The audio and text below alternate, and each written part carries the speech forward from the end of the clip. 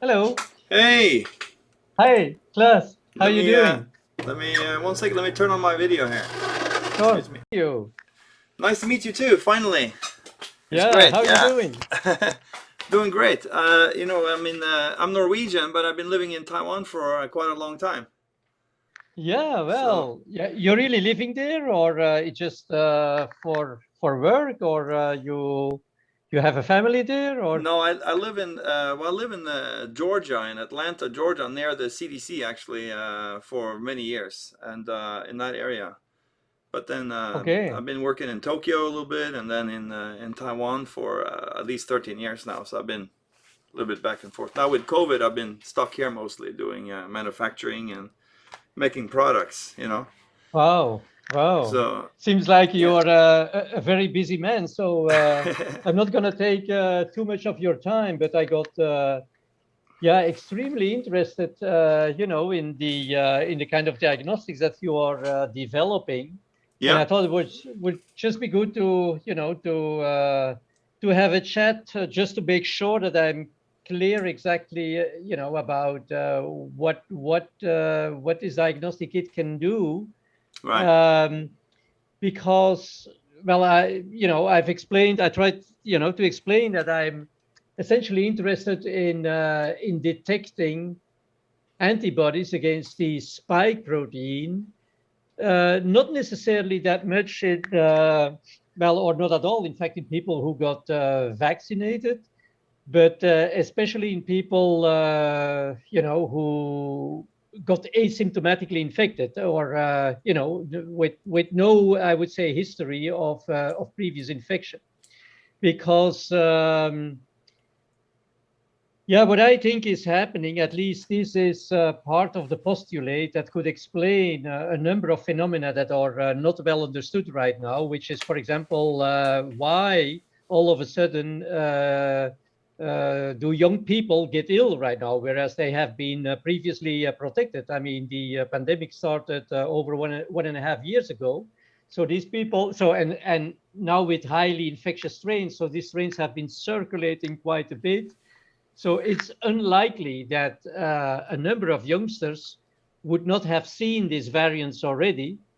And so, most likely previously they got asymptomatically infected. So why all of a sudden now they're contracting the disease, and sometimes severe disease?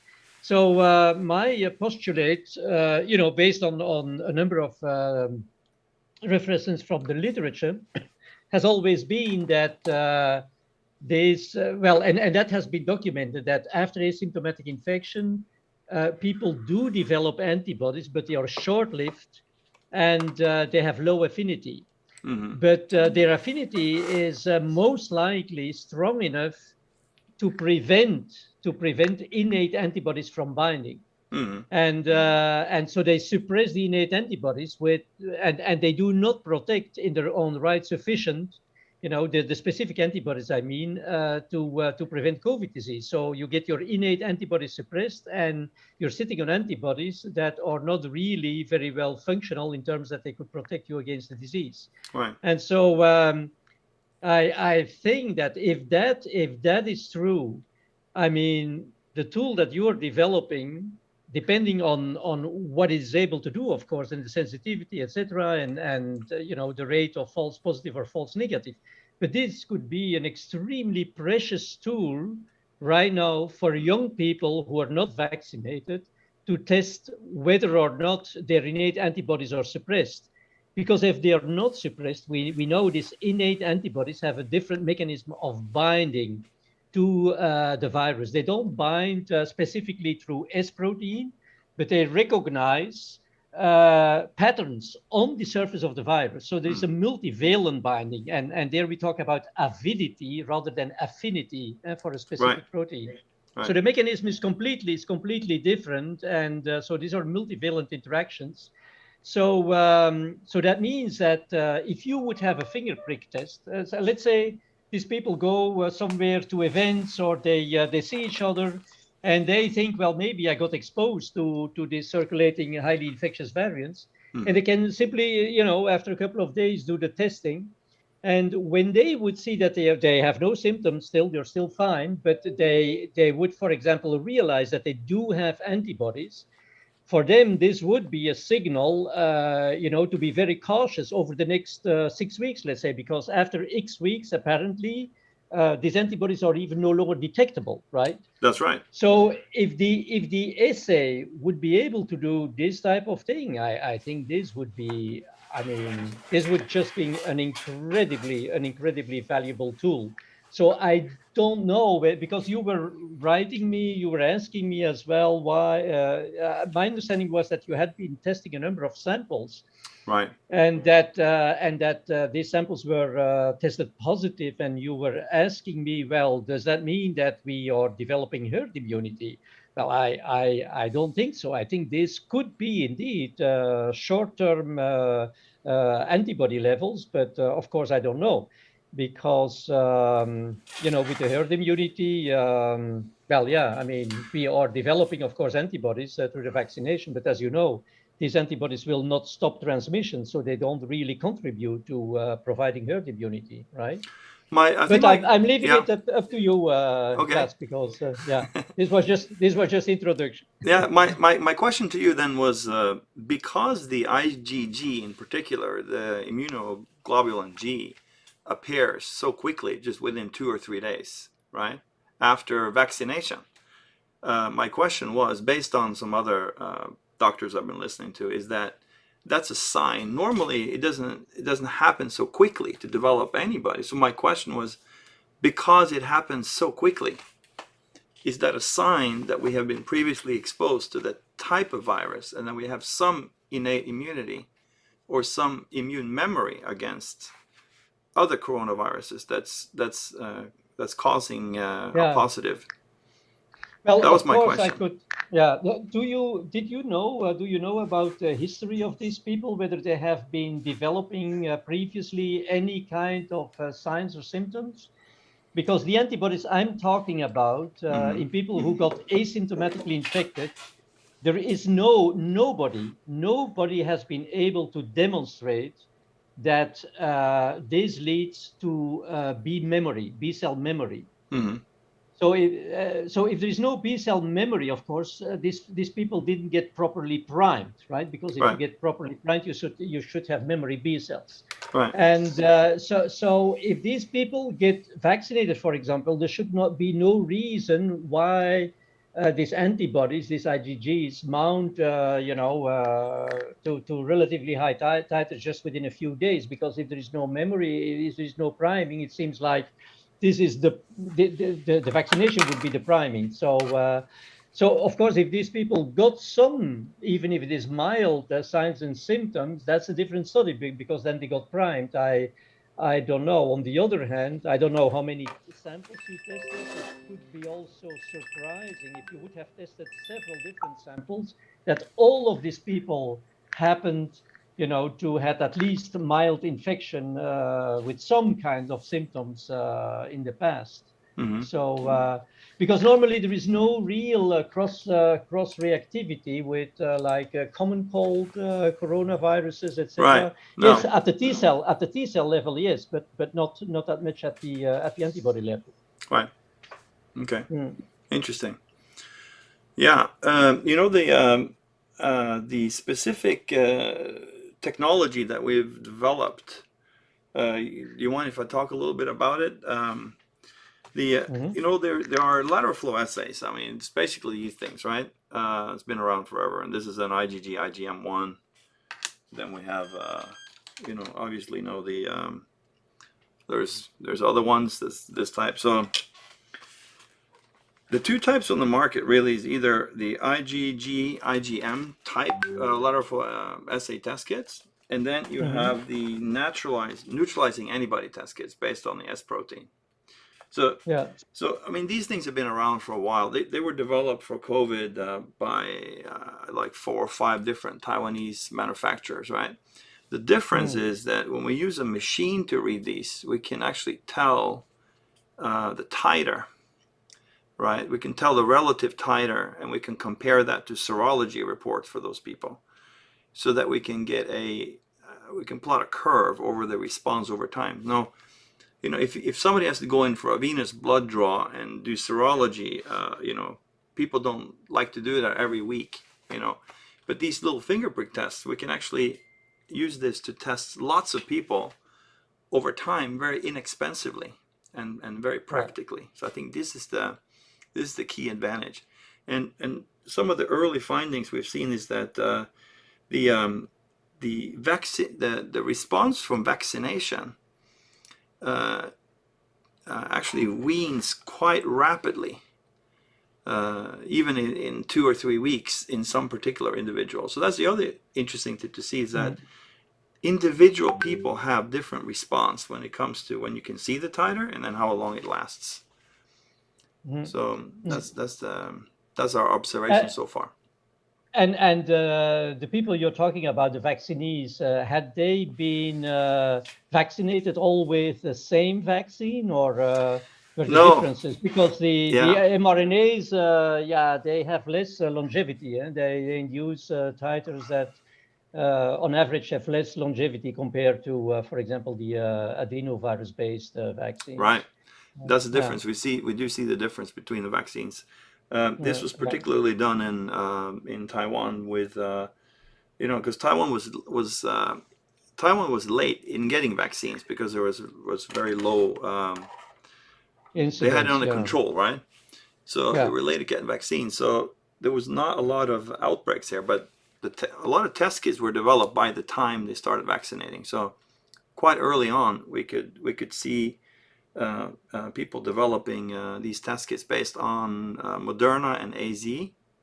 And then recently, you have the Medigen, which is the company that I used to work for, for some years. I wasn't working on vaccines directly, but I was working on PCR testing machines. But this Medigen, what type of vaccine is this? Medigen is it's a protein vaccine. Oh, it's a protein vaccine. Yeah, it's a protein.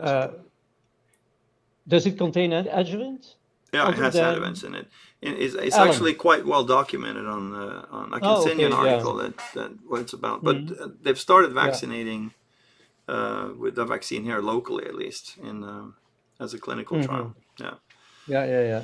But Clas, do you have any experience with asymptomatically infected people, or people who simply are clinically normal? Because it's always very, very difficult to find out whether somebody has been asymptomatically infected. I mean, basically, it's extremely difficult.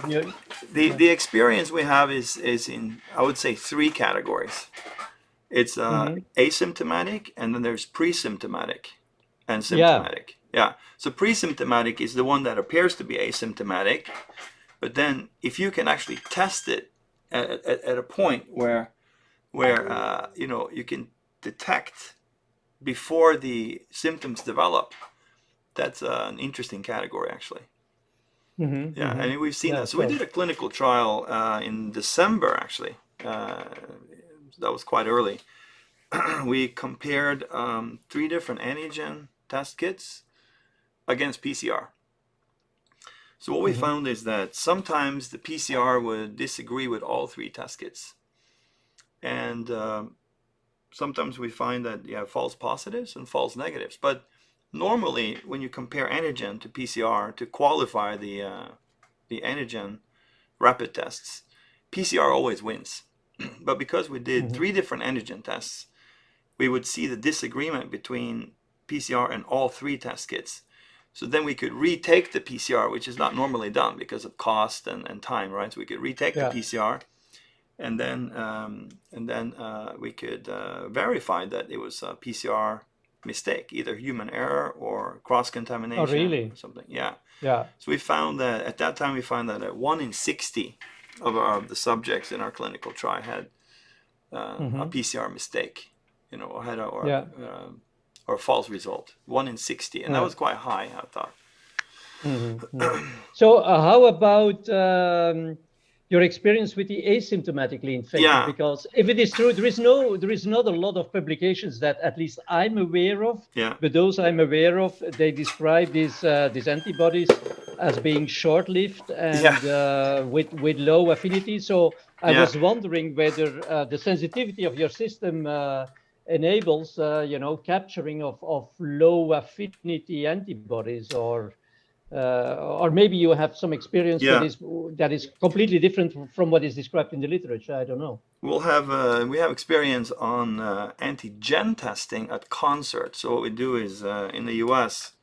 we've started testing people before events, doing rapid Mm-hmm. tests. So I think just the event that took place in Atlanta just the past weekend, they found actually 7 people who were asymptomatic but had a positive antigen test. And that was then Mm-hmm. rejected from entering the concert. So that was Mm-hmm. 7 out of multiple thousand. So then Mm-hmm. the interesting things is at least they claim to be, there's a requirement. You cannot have a fever. You cannot have experienced any symptoms before the concert. You have to sign. You have to do a waiver for that. But Mm-hmm. so at least it appears that we can detect asymptomatic or pre-symptomatic people with antigen Yeah. testing. Yeah. Yeah, But and but how about the antibodies? the antibodies. I even so I have a friend who tested his kids, right? Because the whole family had it, and the kids had no symptoms. Mm-hmm. So, but the kids still have antibodies, right? So but also no symptoms. But that's just one family, so that's kind of anecdotal. Um, Uh-huh. Uh-huh. what I'm actually working on is it's kind of a menu system, just like you pick a McDonald's menu from different Mm-hmm. items, where where our this is basically our reader. So you read any gen or antibody tests with this reader, right? It's read Mm-hmm. by a camera and then it's recorded.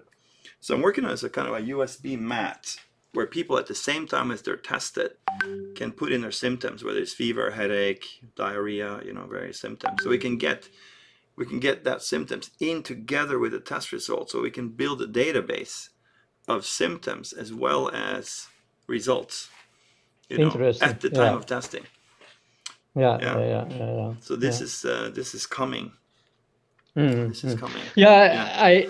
I was just wondering, Clas, whether it's probably so first of all, well, Mm. the reading is always done by the machine, right? It's not and the reading is done in terms of titers.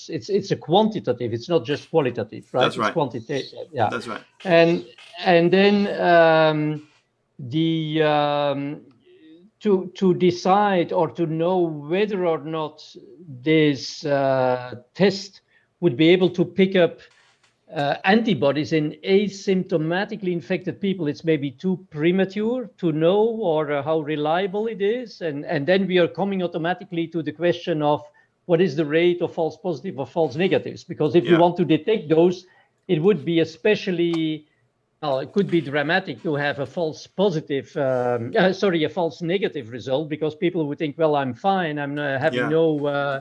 no antibodies, and so my innate antibodies can absorb the virus, so to say, can Right. rely on my innate antibodies, whereas they would be suppressed by the anti-spike specific antibodies. So a false negative would not be good, let's say. That's right. Yeah. Yeah. Exactly. That's an indication of protection. Mm. Definitely. So Yeah. when these Yeah. things are read, it's actually read by when the test is negative, whether it's for antibody or antigens. The paper is completely white, and then there's a gradient that turns progressively darker as the amount of titer is higher, or as the amount of the viral load is higher. So what we've done is we've calibrated this against PCR. So what's interesting with that is we've developed a formula where we use the visual intensity of the line, and we're comparing that to PCR results, so that a very strong positive PCR result is probably around 15 cycles. Mm-hmm. And then a very weak positive line is around 35 cycles. Some people would say 25. There's a big argument about what is positive, negative, but then you can also argue what is infectious versus infected, right? So, but we've set it around 35. That's typically the number. So at 35 cycles, the line is equivalent to around something like 0.25 nanograms per mil for an antigen test. So then we can plot a curve comparing PCR cycle time to rapid antigen testing. So that allows us to plot a curve from infection to until the infection is cleared or no longer detectable. So we see that PCR actually lasts a lot longer in some cases because you're detecting fragments where. So it's this infectious versus infected. Yeah. So but again, this is same for antibody. Well,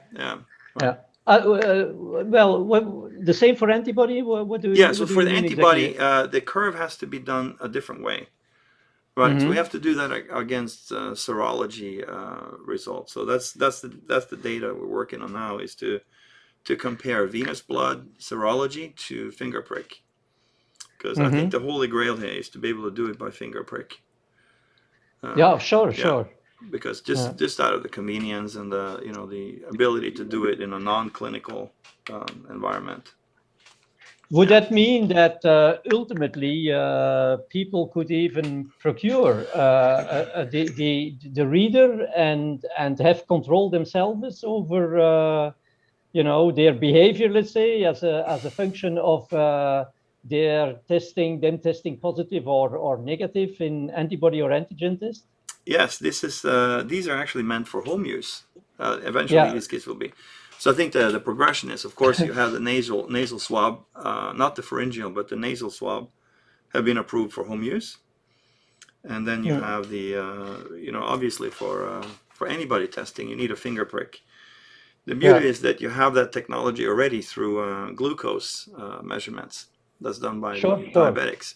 So we're just reusing the instruments. Reusing the Lancet from those kits, to get the finger prick. So what would typically be done in terms of testing?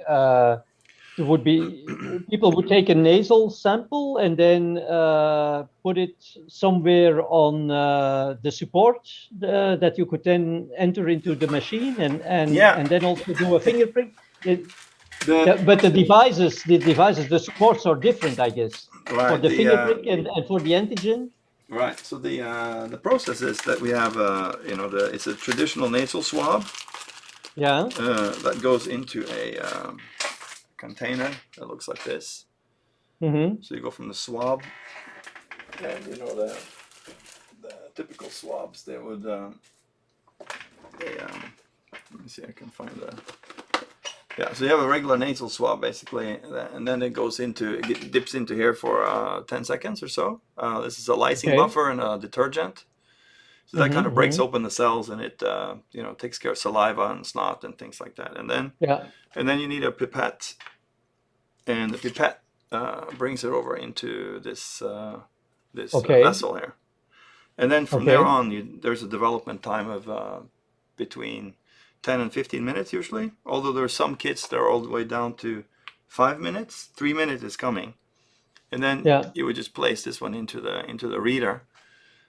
So you would wait for 3 or 5 or 50 minutes depending on and then you would put it into the reader.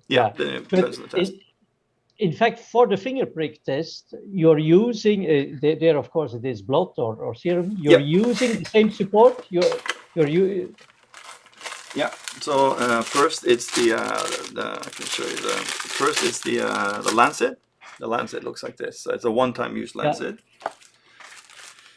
Then there's a disposable capillary tube. So there's so there will be first you prick your finger. There's alcohol swab, and then prick your finger, and then you go from here into and the test cassette. Basically, the test cassettes, they have 2 wells in this case. Okay, yeah. Yeah, So that's clearly a different one. Okay, yeah. So you would deposit the blood here, and then you would add the anticoagulant and the reagent here, 2 drops okay, into each cell, and then you put this yeah, cassette into the machine after 10 to 15 minutes.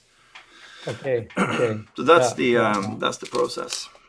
yeah. And then So yeah, yeah, go ahead, please. yeah. Yeah, Then there is a barcode scanner, and that you can scan somebody's specimen for the hospitals. The hospitals in here they use specimen ID, which is a anonymized code, so you don't know who is the patient, but there's a code that follows the hospital management system. But we mhm. can also do it by driver's license or a patient ID. Just we need to scan a number that identifies the test with the person. You know, Okay, yeah, okay, yeah, and then yeah, so that we can build a database for that particular individual. yeah, Yeah, yeah, yeah, yeah. So yeah, briefly coming back to the antibodies. Do you have an idea of the sensitivity of the assay right now? I mean, again, if you have antibodies, you know, through vaccination, for example, especially after the second immunization, yeah, well, they're supposed to have a strong affinity. You know, these antibodies are very mature, etc. So they should have a strong binding capacity. But what about early antibodies? You know, for example, the antibodies I was talking about that are solicited, let's say, or elicited after asymptomatic infection, or maybe even after vaccination very early on, after like just a few days. yeah. Um, what is the what is the sensitivity to detect the specific antibodies? I think that we have to consider the fact that somebody could have been exposed naturally. Yeah. But if we assume that they have not been exposed naturally, that the infection is the first reaction, is that it takes about 2 or 3 days at the earliest before you can see the IgM response. Yeah. And the IgG? And the IgG comes a little bit later, but it lasts longer. Typically weeks. So now, for a natural immunization, interestingly, it looks like it will last longer than for vaccination. That's at least what it looks like so far. And the reason I can say that is that if you test people who have been vaccinated after 2 or 3 weeks, it's almost hard to detect IgM levels. Oh, really? Yeah, it gets harder to detect. Yeah, and that's something we've been discussing. It's hard to have a discussion over that because the vaccine companies doesn't really want to talk about it. The FDA doesn't recommend that you test. So, yeah. What would it, according to your opinion, it's not a problem of sensitivity of the assay? It would really indicate that antibodies are disappearing after a few Well, you weeks? can see them in the beginning, and you can after a while. So what does that say, right? Maybe they're there, but they're just below the level of detection, right? Perhaps. Yeah, but already after a few weeks, you Already say. after a few weeks, in some people we have tested. Yeah. So Yeah, this, to me, it seems like it's a very individual. It's a very individual response. yeah. Uh, So you would, according, you know, to what you guys have tested, you would say it's very rare that we still can detect antibodies even after full, you know, full-fledged vaccination. That it's rare yeah, that we can detect them after 3 months, for example. yeah. Whereas from natural infection, it appears to last longer. The other thing is Yeah. the neutralizing antibodies, Mm-hmm. which we're just starting to test neutralizing antibodies now. Mm-hmm. Mm-hmm. So we're still learning what the response time is for the vaccines for the neutralizing antibodies. So that data will be coming in soon, I hope. I would like to share. I should make some tables and some graphs for you. I'm trying to put it all Yeah. together, but I want to make it a bit more professional than Yeah, just yeah, some no, off no. the cuff. I fully understand these things. These things need time, but Mm, with regard, class, to my particular interest, yeah. do you think Do you think there is a perspective for this test, or a hope that this test could potentially detect antibodies that are not necessarily, most likely non-neutralizing IgGs in asymptomatically infected people? So they would have relatively low affinity. They would be short-lived in the literature. The sources I found, they were saying 6 to 8 weeks. After 8 weeks, no longer detectable. Yeah. Or would this be completely beyond the scope of what your of the target of your development? Because of course, right now there is very, very little interest in doing anything that could help people who are not vaccinated, of course, right? I know. Yeah. So it's not that this is a huge gap in the market right now. There is. But right. What we can see is that. So I see the data also from serology. So you say 6 to 8 weeks, right? Yeah, that 8 weeks reasonable. No longer detectable. Yeah, 8 weeks no longer detectable. Yeah. Even, and that is Right. In finger prick, you have to reduce that by maybe half, because as long as you're dealing with finger prick instead of venous blood, right, you're gonna have there's less sensitivity. Okay. Yeah, but you can still see that after, I would say 2, 3, maybe 4 weeks, they're no longer detectable post-vaccination. That's what we've found in our testing here. Yeah. And these are home kits. I mean, these are designed to be home kits at least, and are in the process of being approved as home kits, so they can be used. Yeah. So in other words, one could not rule out that this finger prick test is not sufficiently sensitive to detect low affinity, short-lived antibodies in asymptomatically infected people. Right. Yeah. Is that correct? Yeah, I would say that's correct. The other thing I would like to know from you is that what kind of, because we're collecting this data, right? What do you think we should be collecting from the test subjects, other than, for example, symptoms, right? So because we need to start collecting symptoms at the time of testing or prior to testing. So the questions are asked, but they're not as easy to put into the database right now. But I think this is one of the things that needs to go in with the data of every test.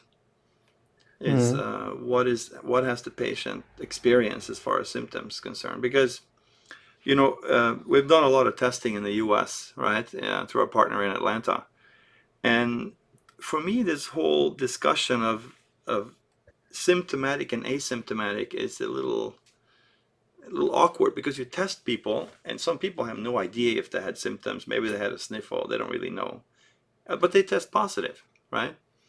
Yeah. Some people sail through this like it's nothing. They don't even know they've been affected. Some people just end up on a respirator and after a couple of days. So it's very, it affects people very differently. I agree with you. And I mean, like many things in biology, it's often a little bit of a gray zone, right? So the difference between asymptomatic infection and mild infection is not always very clear.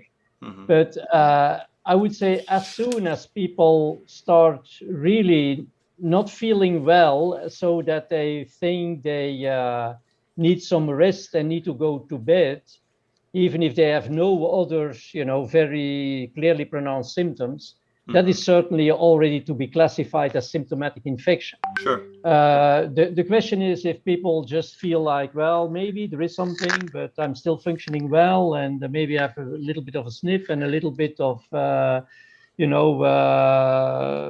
headache or something, just not feeling well. So completely non-defined, undefined, but it's not preventing you from functioning and doing your job. And the next day, it's like it's gone, it's all gone. Right. For me, that would still qualify as asymptomatic, really.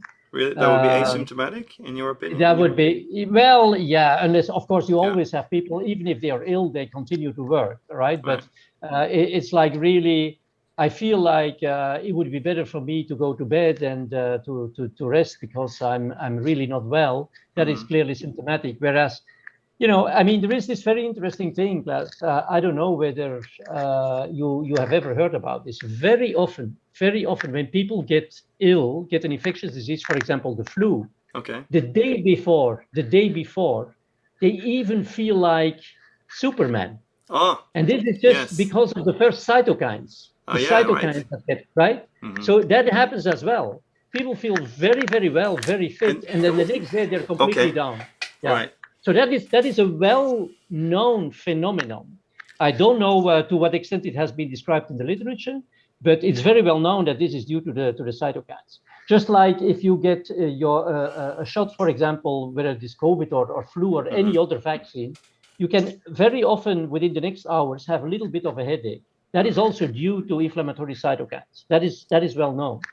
So sometimes you have this feeling, that you're really like feeling almost Superman just a few hours, one day before the symptoms really become manifest. Yes. Or otherwise people just feel a little bit down, but it does not prevent them really. It doesn't do, it doesn't matter them, it doesn't bother them too much. That would still be classified as asymptomatic. But as soon as you start having well-defined symptoms, that you can say, well, it's really my throat, or it's really my head, or it's really my muscles, for example. Then this for me would be really symptomatic, and then it's also unlikely that it is just going to disappear within the next few hours, right? But it is a little bit of a gray zone. It is a little bit of a gray zone, So of course. it's interesting that you should mention that, Gert, because in many Asian cultures, in Taiwan, China, they use this cupping technique. I don't know if you're familiar with this, where they put cups or they do scraping and cupping. So that is exactly the feeling, is when your skin gets bruised, sufficiently bruised. So I'm wondering if it could be something, because you do get that Superman feeling, and people Yeah, do this. People do this if they know there's a flu going around, or they know their other family yeah, members are sick. They actually will go and get scraped and cupped, and they yeah. have exactly that, what you described, that Superman feeling. Yeah. Well, that, Yeah, that is that is just stimulating your innate immunity, right? yeah, It's the immediate innate immunity that could be, well, it could be, for example, innate antibodies, but there is also all these kind of cytokines and interleukins that are, right, released, and that can have this beneficial effect. I right, mean, we hear a lot about cytokine storms. It's not a storm. You right. should avoid a storm, but a little bit of these Yeah, cytokines can do a great job. That's also why people are, to some extent, taking this adjuvants.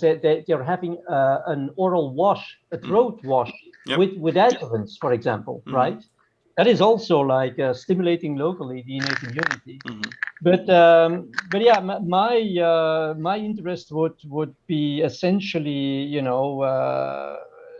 to know whether sooner or later a user-friendly finger prick test could become available, that the sensitivity of which would be sufficient to detect, even antibodies that have rather low affinity and that are not really the result of a thorough priming. That upon, for example, reinfection or vaccination afterwards, there will not be a boost because they haven't really been primed. Right, Um, right. yeah. Interesting. Yeah. Yeah, So so this that is a is, matter of sensitivity, I think. I'm just yeah, looking how we could help younger people who are so far, or who prefer not to be vaccinated, yeah. because my thing is always the innate antibodies. Hmm. Since their binding is based on avidity, on multivalent interactions, it's not variant specific, right? Right. On the other hand, if we have more and more highly infectious strains circulating, Hmm. then the likelihood that they become reinfected Hmm. after previous exposure within a very short time, so during the time when these short-lived antibodies are still there, this likelihood becomes increasingly higher, of course, with the highly circulating strain. So then it would be interesting if people could simply test whether there is still some of these short-lived antibodies left in their blood. That was the whole idea, in fact. But sensitivity, as you were saying, and that would make sense to me, that it can never have the same sensitivity as this venous blood testing. The question is to what extent could they detect, let's say, immature IgGs, for example, because even in those cases of asymptomatic infection, I don't think there is any evidence even of IgMs coming up. Right. Yeah. Right. So what's interesting in Europe, there's a lot of talks about the vaccine passports, right?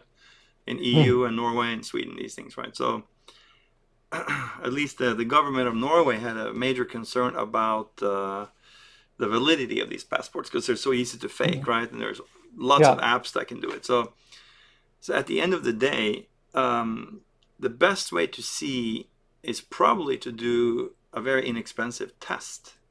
Because whether you've been vaccinated or not, or as it comes out, natural infection provides, as it looks so far, better protection than the vaccines and broader protection, particularly against variants, right? So I think exactly. So particularly, I think that's what's becoming clear and clearer is that we need an antibody test rather than a vaccine passport. That's one thing, and it's also for the individual. So we've actually built an app where you can track your own testing. It's not been released yet, but this is coming. So the whole point is an anonymous app that uses crypto, uses blockchain, so it's completely anonymous. And when you get tested for antibody or antigen, all that data goes into your personal database on your phone, right? And then you can track your own immunity status over time, and then you can individually predict, for example, if you need a vaccination or if you need a booster shot or whatever it is, based on your risk, on your risk profile, right? Exactly.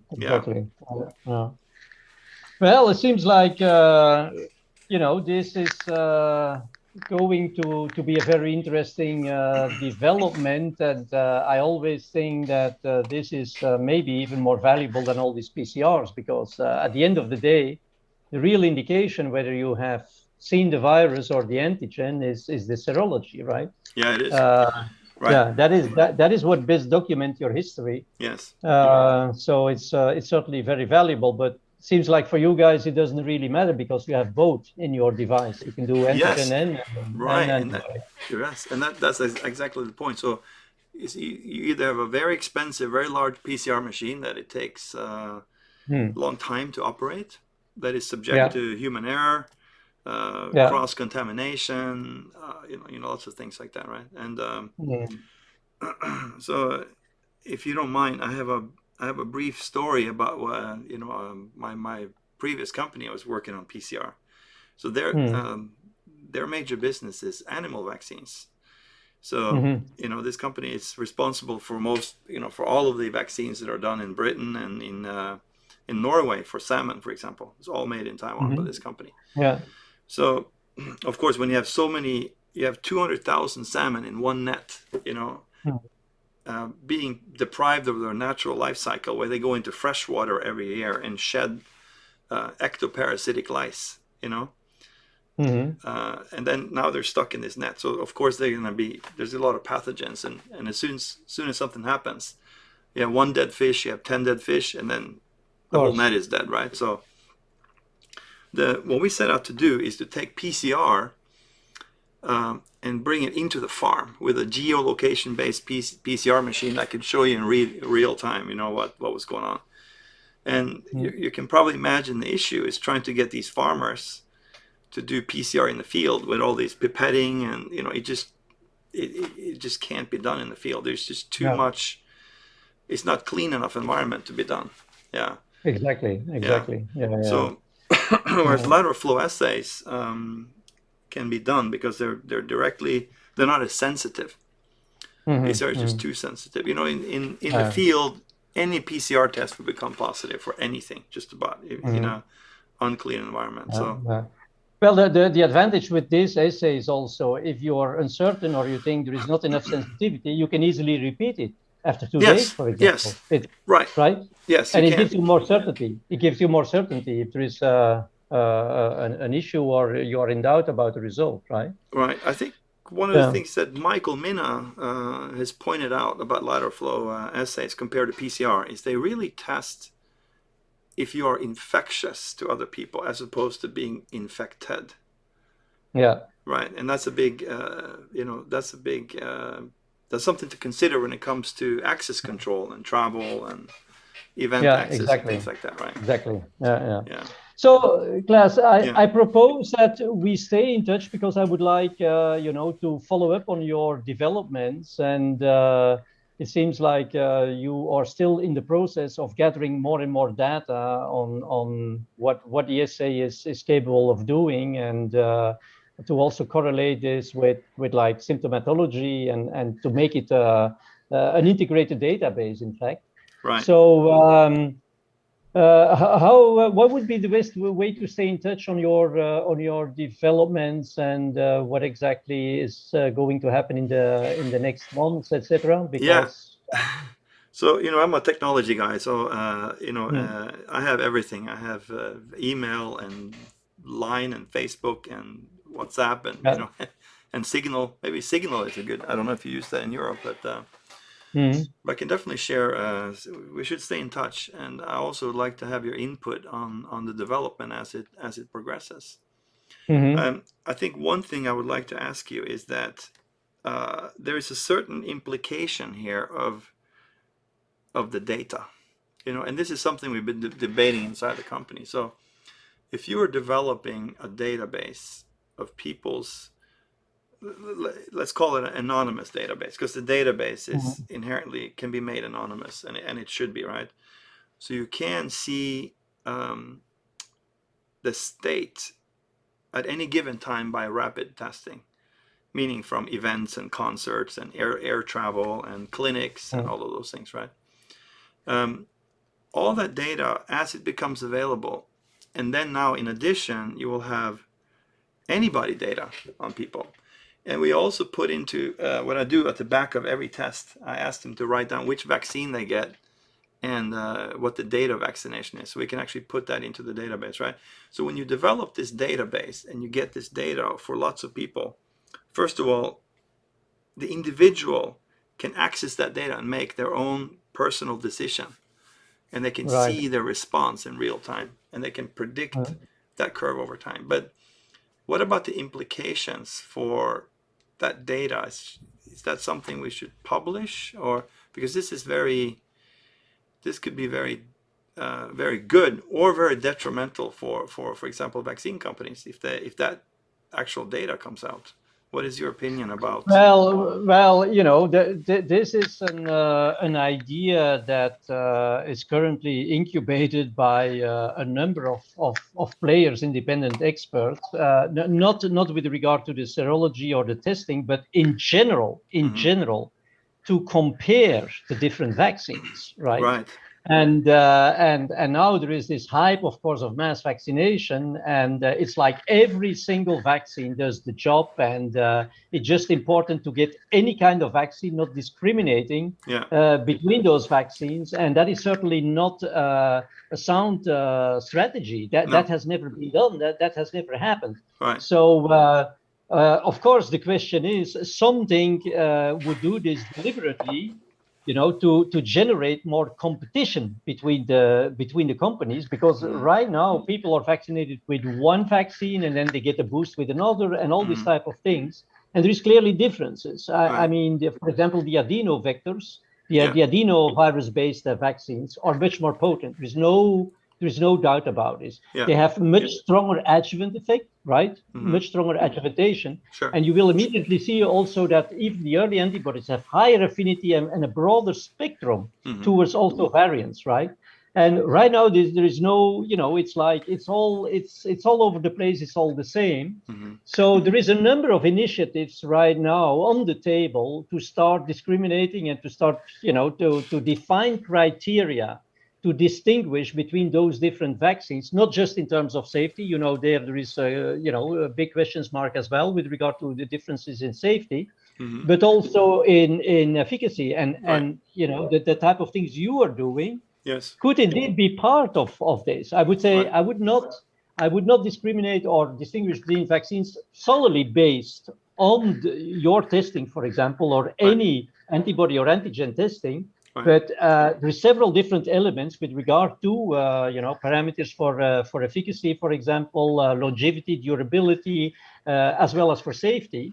And it would be very, very interesting, and it would be a need, I guess, to integrate all those data. Where several different people contributing to this feed in their data into one and the same database, so that then finally we could have a clear-cut picture on what these vaccines could do, and So yeah, certainly it's certainly something that is people have been asking me to do to some extent to analyze those vaccines with regard also to their capacity to protect, etc., etc.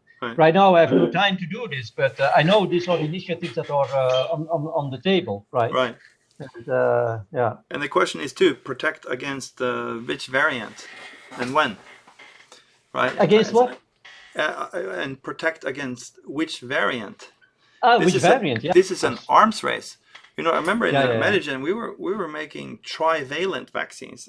All these, wouldn't you call all these vaccines monovalent so far?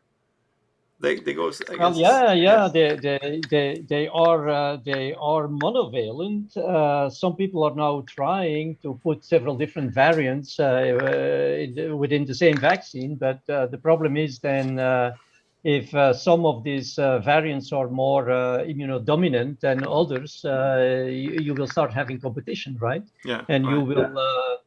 You will bias the immune response towards one variant that is not necessarily the one you are most interested in. So, and therefore, I think people are now going to play more and more with the adjuvants, which is another issue because not all adjuvants are approved, of course. Sure. So to play with the adjuvants, just to more stimulate the innate immunity, and hoping that through that enhanced stimulation, you will have a broader spectrum, of immune response that can cover a broader spectrum of variants. Right. So this is certainly not the end of the development, but again. Vaccines that are so different will have clearly very different responses in terms of antibodies and maybe other markers, but I think the antibodies are still the most important with regard to when do these antibodies pop up, what about the IgMs, what about the spectrum, what about the affinity, what about the durability, the longevity of these antibodies, etc. So there is clear differences, but and who does respond and who doesn't respond? What is the percentage of responders? I mean, now you're vaccinated, people say, you got your shot, you're protected. I mean, some people we know very well don't even develop antibodies after. Yeah, they don't. Particularly people who have their spleen removed. Yeah. For example. Yeah. So yeah, right now it's all over the place, and it's a very confusing landscape. So that is certainly all efforts that could contribute to, distinguishing between the different aspects of safety and efficacy of these vaccines. All this is certainly needed, and but things are going so fast, and this hype of mass vaccination is so crazy that there is obviously no time to discuss this, to bring this on the table, right? So many things that cannot bring to the table. So yeah. Right. Okay, Clas. Well, thank you so much for your time. Very good. It's been really very interesting to meet with you, and I would really appreciate if we could stay in touch, because I'm very interested in your developments. And excellent. If from your side there is anything you think I might be able to help with, please let me know. Very good. I shall keep you posted about our findings and our data, and I hope I can be able to share some reports with you soon that we can start drawing some conclusions, maybe, or seeing some trends at least. That would be great. Okay. Sounds great. Thank you so Okay. much. So I wish you, further success in Taiwan, and hope you, you're successful also in your endeavors to optimize this system and to get it one day out there, at our homes, yeah, right? we got FDA approval in Taiwan, and then 2 Perfect. months ago we got FDA approval in the US. So now Wow. it's Wow. working on Anvisa in Brazil is coming, and we're shipping these machines all over the globe. So the data is starting Yeah. to come in everywhere. And Yeah. the interesting thing is also is that we have we can finally maybe realize the dream of testing on farms, Yeah. because this technology is not particular. It's interesting to talk to the distributors in various countries, right? And they think that COVID is now, but they want to know what is life like after COVID, right? There is so many pathogens and diseases to tackle, and Absolutely. every single one Absolutely. of them have antibodies associated with them and Yeah. responses, right? So this is just barely begun. This is part of a biosecurity Exactly. network for the world, where the real data Yeah. can come in real time. So I think this is our Yeah. big goal and dream too. So I Yeah. really appreciate your support and your Yeah, yes, help and certainly, endorsement. certainly, because it seems like, I mean, what you're saying, there is already a number of big, big milestones that you achieved. So Hmm. I think this should continue and will. And yeah, really looking forward to hearing more about these developments and the further fine tuning of these essays. Great. Okay, guys, thank you so much Thank for you, Geert. responding to my Very good. inquiry, and wishing you really all the best. Take good Thank you so care. much. Thank you. Dankjewel. Bye Thank you. bye. Bye bye.